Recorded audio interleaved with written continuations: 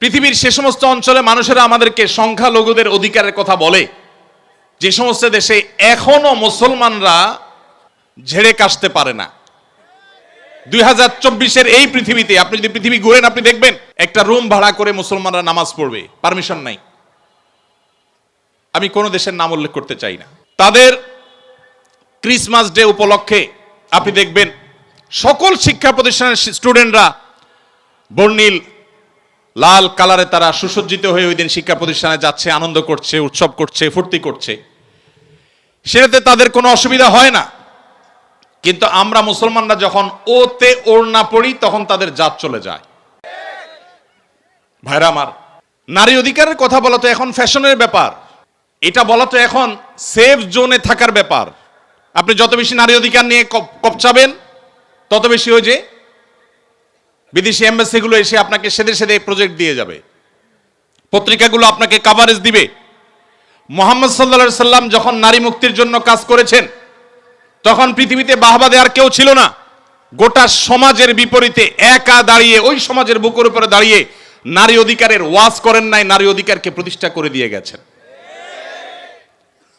বেলালে হাবশী রাদিয়াল্লাহু তাআলা আনহু ছিলেন বাহিরের মানুষ, মক্কার না, মদিনার না, বাহির থেকে আসা।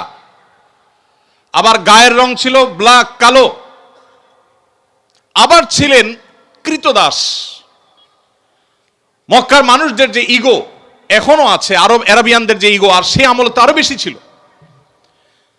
তাদের সে যে ইগোর কারণে একাধারে একটা মানুষ বহিরাগত, আরেক দেশের মানুষ ভিনদেশী, আবার তার গায়ের রং ভিন্ন, ব্ল্যাক, আবার তিনি কৃতদাস ছিলেন। এতগুলো বিষয় থাকার পর তখনকার আরবের মানুষদের ঘৃণা করার জন্য যেখানে যথেষ্ট ছিল, সেই ব্যক্তিকে মুহাম্মদ সাল্লাল্লাহু আলাইহি সাল্লাম তার মুয়াজ্জিন নিয়োগ দিলেন।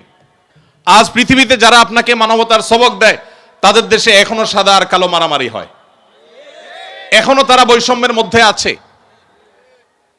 মুসলমান আজ তার ইসলাম নিয়ে দ্বিধায় পড়ে গেছে, সন্দিহান হয়ে গেছে। কারণ সে পড়াশোনা করে মুসলমান না, সে ওয়াজ শুনে মুসলমান, সে জন্মসূত্রে মুসলমান, সে মুসলমান বাই চয়েস না, সে পড়াশোনা করে মুসলমান না।